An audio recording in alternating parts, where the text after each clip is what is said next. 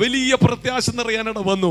കാരണം എന്തെന്നറിയാമോ? കഷ്ടങ്ങളിൽ എനിക്ക് ആരെങ്കിലും ദുർഗമായിട്ടുണ്ടെങ്കിൽ അതൊരു വലിയ പ്രത്യാശയാണ്.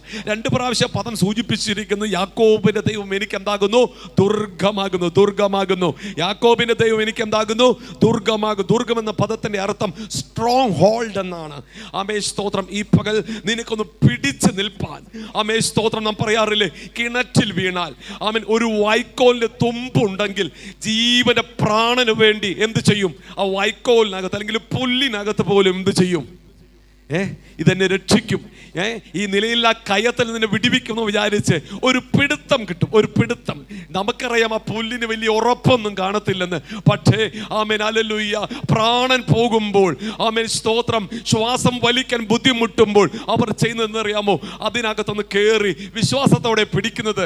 ആമേൻ, അതിനൊരു ഉറപ്പ് കണ്ടെന്ന് വരികയില്ല. പക്ഷേ ഇവിടെ നമുക്ക് തുറന്നു കാണിപ്പാൻ, അനുഭവിച്ചു തീരുവാൻ ഒരു ദുർഗമായവൻ ഉണ്ട്. അവൻ നമ്മെ കഷ്ടങ്ങളിൽ അവൻ ഏറ്റവും നല്ല തുണയായി നിൽക്കുന്ന ദൈവമാ. പ്രതിസന്ധി ഒന്നിനത് കയറി വരുമ്പോൾ അതിനകത്ത് നമ്മെ തകർക്കുന്നവരല്ല, നമ്മെ കരം പിടിച്ചുയർത്തുന്ന ദൈവം.